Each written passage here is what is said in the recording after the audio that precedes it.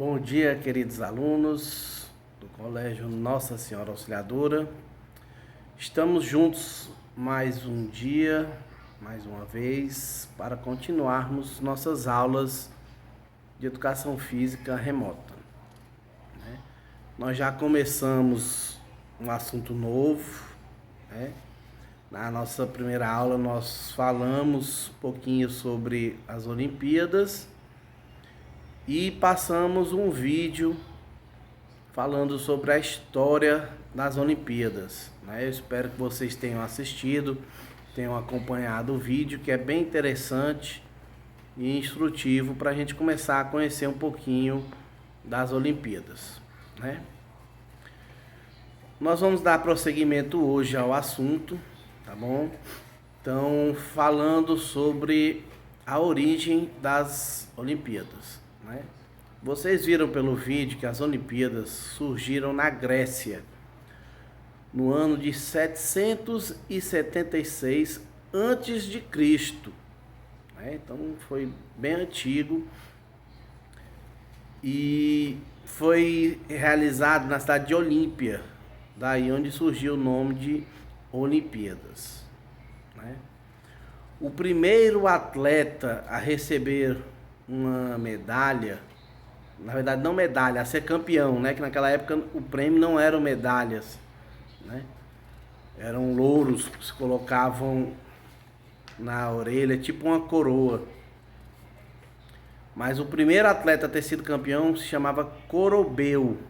O primeiro atleta campeão olímpico da história, né? Realizada em 776 antes de Cristo, ok? Naquela época as modalidades eram diferentes de hoje, obviamente, né?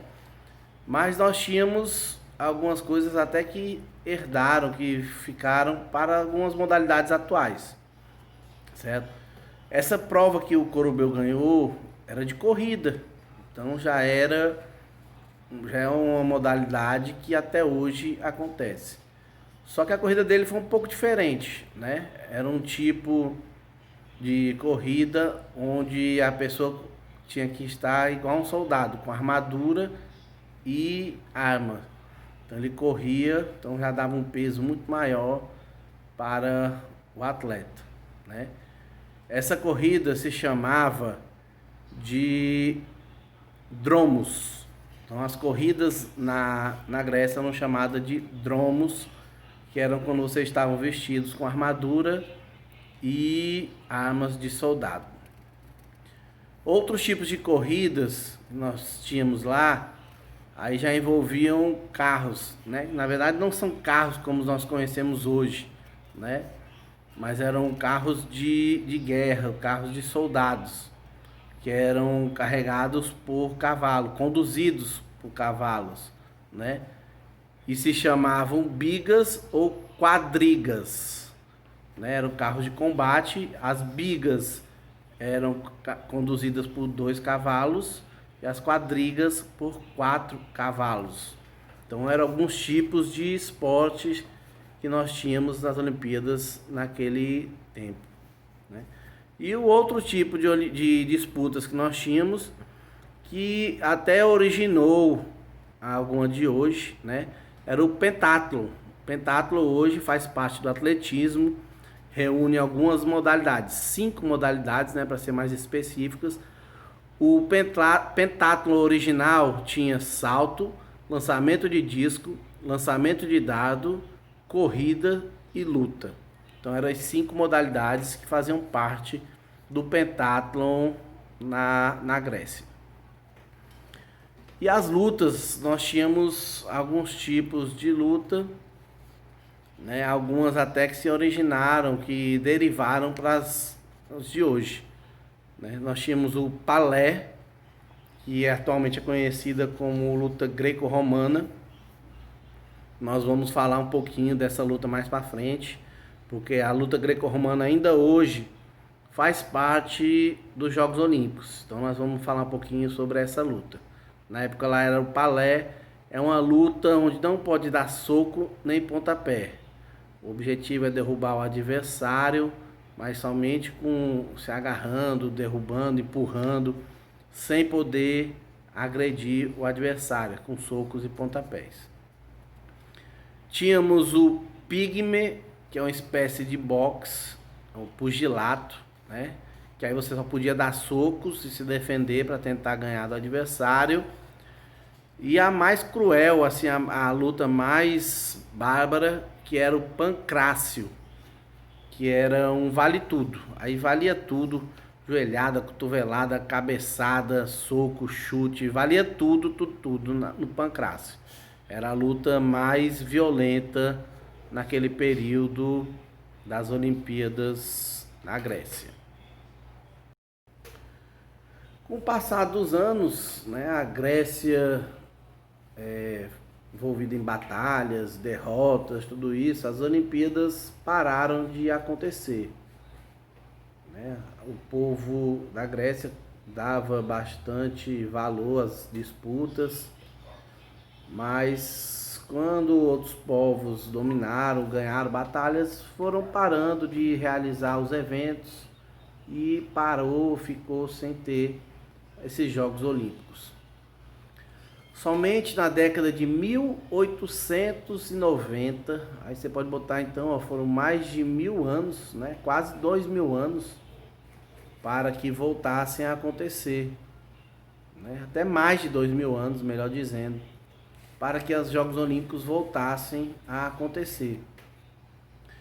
Em 1890, o Barão de Coubertin, um suíço, o nome dele era Pierre de Frédy, ele era conhecido como Barão de Coubertin, que idealizou a volta, o ressurgimento dos Jogos Olímpicos, né? Então ele começou em reuniões de países e tudo, apresentar o seu projeto, idealizar uma disputa esportiva e a volta, o ressurgimento dos Jogos Olímpicos, né? Em 1896, ele conseguiu fazer com que o seu sonho, o seu desejo se realizasse. Em 1896, na Grécia, em Atenas, né, mais específico, aconteceu a primeira Olimpíadas da Era Moderna, como ela é chamada, como ficou conhecido, né, na Era Moderna, em 1896, Atenas, na Grécia.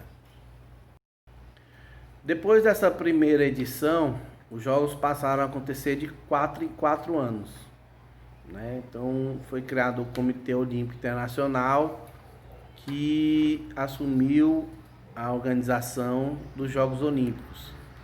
E somente durante o período das Guerras Mundiais que não aconteceram esses Jogos Olímpicos, né? Atualmente eles continuam sendo realizados de 4 em 4 anos, numa cidade sede escolhida pelo Comitê Olímpico Internacional. Recentemente houve a primeira Olimpíada no Brasil, né? Foi a primeira vez que aconteceram as Olimpíadas na América do Sul. Essas Olimpíadas, elas ficaram conhecidas também como Jogos Olímpicos de Verão, porque começaram a realizar eventos em modalidades de frio, de neve, né? Mais especificamente em 1924, na cidade de Chamonix, na França. Lá foi realizada a primeira Semana Internacional de Desporto de Inverno, onde aconteceram algumas disputas nessas modalidades de frio, né? E foi um sucesso muito grande que levou ao COI a oficializar as disputas das Olimpíadas de Inverno, né? Então, em 1925, um ano após a realização dessa primeira semana dos Jogos Desportivos de Inverno, o COI oficializou a disputa dos Jogos Olímpicos de Inverno. Considerou como essa semana tendo sido a primeira edição E em 1926, já um ano depois, né, ela começou a assumir a organização dos Jogos de Inverno. Depois que o COI assumiu, certo? Nós tivemos a inclusão de alguns outros esportes nessas Olimpíadas, né? Algum desses esportes não tão conhecidos da gente, né? Porque nós, quando a gente fala em Jogos Olímpicos, nós imaginamos sempre o de verão, que é o mais tradicional, passa na TV, as propagandas dos atletas se preparam. Aqui no Brasil nós não temos uma tradição muito grande nesses de jogos de inverno, né? Até porque nós não temos um clima, um local adequado para o treinamento dessas modalidades, certo? Ainda assim, algumas dessas modalidades a gente conhece assim de nome, né? Por exemplo, o hóquei no gelo, um jogo conhecido, onde o atleta vai com patins e tá com um taco e o objetivo é acertar um disco na trave, né? Bem conhecido esse hóquei no gelo. Nós temos o esqui, certo? Que é como se fosse, você bota no pé, como se fosse tipo uma prancha, sendo que é um em cada pé, para você descer a montanha, descer na neve, o que for. Temos aí o esqui, o salto com esqui, que aí você vai no esqui, você tem que saltar uma rampa para ver quem vai mais longe, quem vai mais alto. Temos a patinação artística, né? Você está com patins, fazendo umas danças, algumas coreografias. E temos a patinação de velocidade, então é a corrida com patins, né? Agora não é esse patins da gente de rodinha não, são patins de neve, né? É um pouco diferente desse patins que a gente conhece aqui no Brasil. E temos algumas dessas um pouquinho mais desconhecidas, né? Como o biatlon. O biatlon é uma caminhada com esqui na neve. Então você vai estar com esse esqui, um esqui semelhante ao que os atletas descem na montanha. Ele vai estar com esqui, ele vai estar caminhando na neve durante uma determinada distância. E aí então já não é no planalto, né? O esqui você vai estar descendo, certo? O biatlo você está caminhando em linha reta na neve. Aí você vai caminhar 5 km, 10 km, depende da prova que você vai estar disputando. E nós temos um bem curioso que é o bobsleigh, né? Esse aí inclusive tem um filme, certo? Que foi feito, já passou na Globo aí várias vezes, lá da África do Sul, um grupo africano que participou dessas Olimpíadas de Inverno, né? Que é uma espécie de um carrinho, né? Que você vai descer, tipo numa pista de gelo. Semelhante assim essas pistas que tem no Beach Park, né? Não tem aquele escorregador, aqueles altos, só que aí você vai descer numa pista daquela de gelo com um carrinho para ver quem vai chegar mais rápido dentro desse carrinho. E aí tem individual, tem dupla, tem quarteto, vai dependendo da modalidade, mas é uma modalidade diferente, bem interessante, né? Acho que é África Abaixo de Zero, um negócio assim, o nome do filme que passou já com essa modalidade, filme bem conhecido, e já passou várias vezes, até na sessão da tarde, né, na Rede Globo. Na continuação das nossas aulas, quando a gente começar a ver as modalidades olímpicas, nós vamos tirar um dia para conhecer essas modalidades de inverno, para que vocês possam ver melhor, entender melhor essas modalidades que eu citei agora. Além dessas que eu falei, existem outras, então nós vamos estar vendo essas modalidades, muitas delas pouco conhecidas a gente, para a gente aprender um pouquinho mais sobre isso, tá bom? Então nós vimos aí já a história da Olimpíada de verão e de inverno, né? Como surgiram, onde surgiram, né? O idealizador Barão de Coubertin, que voltou, né? Que recriou as Olimpíadas, os Jogos Olímpicos, tão conhecidos hoje em dia. E nós temos uma outra forma também dos Jogos Olímpicos, né? Atualmente chamadas de Paralimpíadas, certo? Que são jogos com realizados com pessoas com alguma deficiência física, né?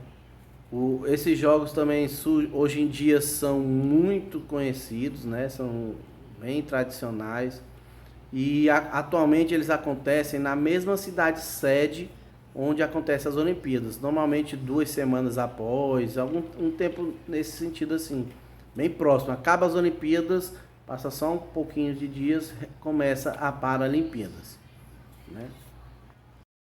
A Paralimpíadas, ela tem a sua história diretamente ligada ao Ludwig Guttmann, certo? É um alemão radicado na Inglaterra, certo? É um neurologista.